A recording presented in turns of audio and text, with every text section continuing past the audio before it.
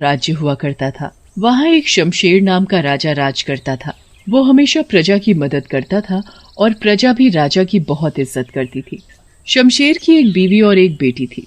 उसकी बेटी का नाम रश्मि रानी होता है। वो 24 साल की होती है। शमशेर की बेटी का व्यवहार उसके व्यवहार से बिल्कुल विपरीत होता है। जितना ही शमशेर विनम्र होता है, उतनी ही रश्मि रानी घमंडी होती है। रश्मि रानी को अपने पिता के राजकाज पर बहुत घमंड था।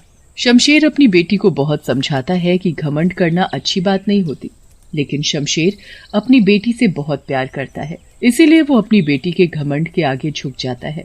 रश्मि रानी न तो अपने पिता का कहा मानती थी और न अपनी माँ का।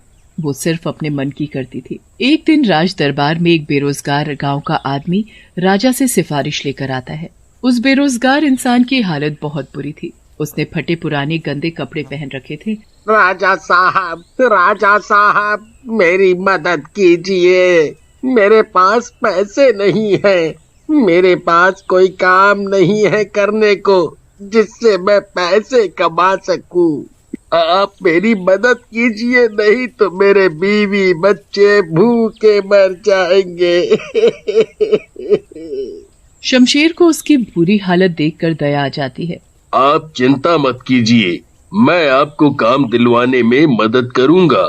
आप रोज हमारे महल में आके काम करेंगे। आप शाही बगीचे में माली का काम करेंगे। तभी रश्मि रानी राजसभा में आ जाती है और वो सुन लेती है कि उसके पिता उस बेरोजगार आदमी को शाही बगीचे का माली बना रहे हैं। पिताजी, अब हमारे शाही बगीचे में ये फटीचर आदमी घूमेगा। आपको पता है ना कि मुझे शाही बगीचे में घूमना कितना पसंद है। अगर ये वहाँ जाएंगे तो हम वहाँ कदम भी नहीं रखेंगे। रश्मि रानी, ऐसे बात करते हैं अपने बड़ों से? तमीज नहीं है तुम्हें? जाओ अपने कमरे में जाओ। रश्मि रानी अपने पिता से नाराज होकर अपने कमरे में चली जाती है। शमशेर को भी रश्मि रानी को इस तरह भारी सभा में डांट कर अच्छा नहीं लगता है, इसीलिए वो उससे माफी मांगने चले जाते हैं। मेरी बेटी, मुझे माफ कर दो। मैंने तुमसे इस तरह बुरा व्यवहार किया। नहीं पिताजी, आप मुझसे बात मत करिए। अब सब मेरा मजाक उड़ा रहे होंगे। कितनी शर्मिंदगी की बात है। शमशेर रश्मि से लाख बार हाथ जोड़कर माफी मांगता है, तब जाकर रश्मि रानी उसे माफ करती है। अच्छा मेरी रानी, अब ये बताओ कि तुम्हारा जन्मदिन आने वाला है। तुम अपने जन्मदिन पर क्या तोहफा लोगी? मैं चाहती हूँ कि आप मेरे जन्मदिन का महोत्सव बहुत बड़ा बनाएं, बहुत जोरों शोरों से बनाएं। दूर दूर के राज्य के राजा रानी आए। अपनी बेटी के लिए मैं कुछ भी कर सकता हूँ। तो ये क्या चीज है? बेटी रश्मि रानी, तुम जैसा बोलोगी वैसा ही होगा तुम्हारे जन्मदिन पर। बस तुम इंतजार करो उस दिन का। कुछ दिनों बाद फिर रश्मि रानी का जन्मदिन आ जाता है। रश्मि रानी उस दिन बहुत खुश थी। उसके जन्मदिन पर उसके पिताजी ने बिल्कुल वैसे ही महोत्सव करवाया था जैसा उसने कहा था। उसके पिता ने बहुत बड़ा महोत्सव करवाया था। बहुत जोरों शोरों से महोत्सव की तैयारी चल रही थी। दूर दूर के राज्य से राजा रश्मि रानी के जन्मदिन पर उसके लिए बहुत सारे तोहफे लाए थे। ये देखकर रश्मि रानी बहुत प्रफुल्लित हो उठी। उस दिन उसके पिताजी ने एक बहुत बड़े साधु महात्मा को बुलवाया था ताकि वो रश्मि रानी को आशीर्वाद दे सकें। जन्मदिन का महोत्सव चल ही रहा होता है कि शमशेर ने शाही दरबार में उन महान साधु बाबा को बुलाया रश्मि रानी को आशीर्वाद देने। शाही दरबार में पधारिए बाबा जी। आपका बहुत बहुत धन्यवाद जो आपने हमें इस महोत्सव में बुलाया। मैं आपसे निवेदन करता हूँ कि आप मेरी बेटी रश्मि रानी को आशीर्वाद दें। महान साधु बाबा रश्मि रानी को आशीर्वाद देने के लिए आगे बढ़ते हैं, पर रश्मि रानी साधु बाबा के शरीर पर लगे भस्म और मोटी जटाओं को देखकर चिल्ला उठी, आप मेरे पास मत आइए। आप कितने गंदे और गरीब हैं। मुझे आपसे कोई आशीर्वाद नहीं लेना। रश्मि की ये बात सुनकर शमशेर और साधु बाबा को गुस्सा आ जाता है। रश्मि, हद हो गई है तुम्हारी। रश्मि, इस भारी सभा में तुमने मुझे बहुत अपमानित किया है। मैं तुम्हें श्राप देता हूँ कि तुम एक चुड़ैल बन जाओगी। रश्मि रानी उसी वक्त एक चुड़ैल में बदल जाती है और फिर साधु बाबा बिना किसी की पुकार सुने वहाँ से चले जाते हैं। रश्मि रानी को उस चुड़ैल रूप से बहुत घिन आती है और वो बाबा को बहुत पुकारती है। साधु बाबा को उसकी रोती हुई पुकार सुनकर दया आ जाती है और वो वापस आ जाता है। ये श्राप तभी खत्म होगा जब कोई राजकुमार तुमसे सच्चे दिल से प्यार करेगा और तुमसे शादी करेगा। इतना कहकर साधु बाबा चला जाता है। रश्मि रानी अब चुड़ैल रानी बन चुकी थी।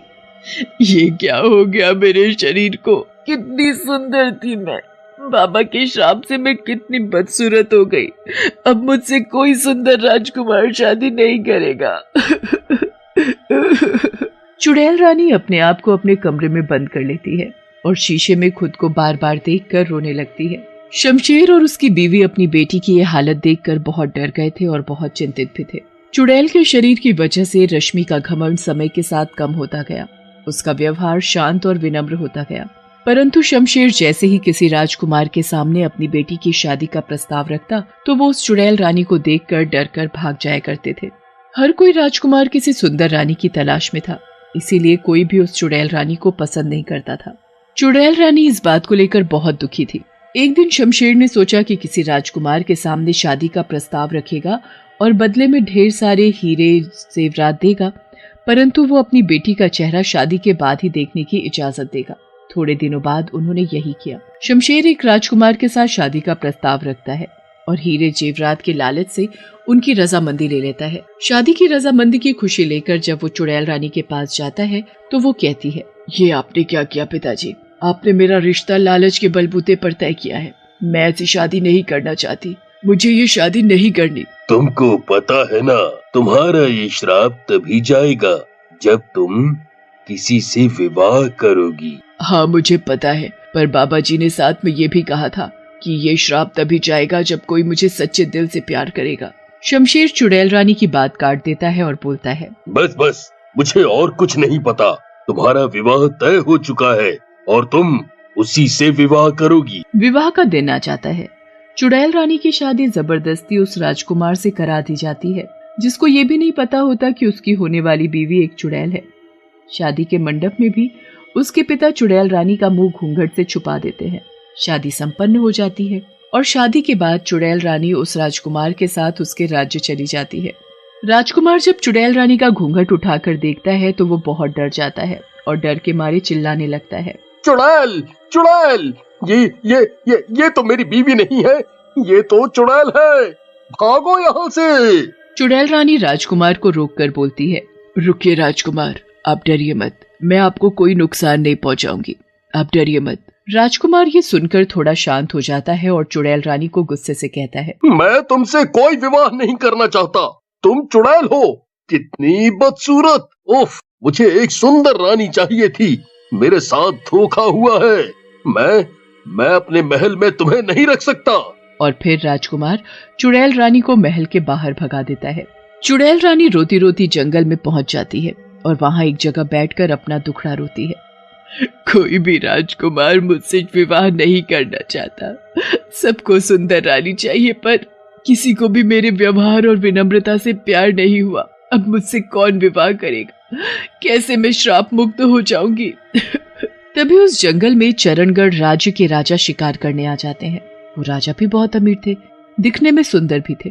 उन राजा का नाम राजेंद्र था। उनका विवाह किसी रानी से नहीं हुआ था क्योंकि राज्य की सारी रानियों में सुंदरता और अमीरी की वजह से घमंड था और राजेंद्र जी को कोई ऐसी रानी चाहिए थी जो सूरत की नहीं सीरत की अच्छी हो। राजेंद्र शिकार करके जंगल के उसी रास्ते पहुंच जाते हैं जहां चुड़ैल रानी रो रही थी। चुड़ैल रानी को देखकर राजेंद्र जी के दिल में दया आ जाती है। राजेंद्र जी चुड़ैल रानी के पास जाकर उनसे पूछते हैं, क्या हुआ रानी जी, आप रो क्यों नहीं हो? क्या मैं आपकी कोई मदद कर सकता हूँ? राजेंद्र ऐसा पहला राजकुमार था जो चुड़ैल रानी को देखकर नहीं डरा था और उनसे प्यार से बात करी थी। चुड़ैल रानी फिर राजेंद्र जी को पूरी कहानी बताती है। अगर कोई राजकुमार सच्चे दिल से मुझसे प्यार करके विवाह नहीं करेगा तो मैं कभी श्राप मुक्त नहीं हो पाऊंगी। राजेंद्र जी को भी चुड़ैल का विनम्र भाव बहुत पसंद आ जाता है। आप घबराएं मत, आप हमारे साथ हमारे महल चलें और मैं आपसे विवाह करने के लिए तैयार हूँ। मुझे आपकी बातें और आपका व्यवहार बहुत अच्छा लगा। चुड़ैल रानी बहुत खुश हो जाती है। राजेंद्र जी अपने महल में चुड़ैल रानी के घर वालों को बुला लेते हैं और वो दोनों एक दूसरे से विवाह कर लेते हैं। शादी के दिन ही चुड़ैल रानी का श्राप उतर जाता है और वो पहले जैसी सुंदर रश्मि रानी बन जाती है।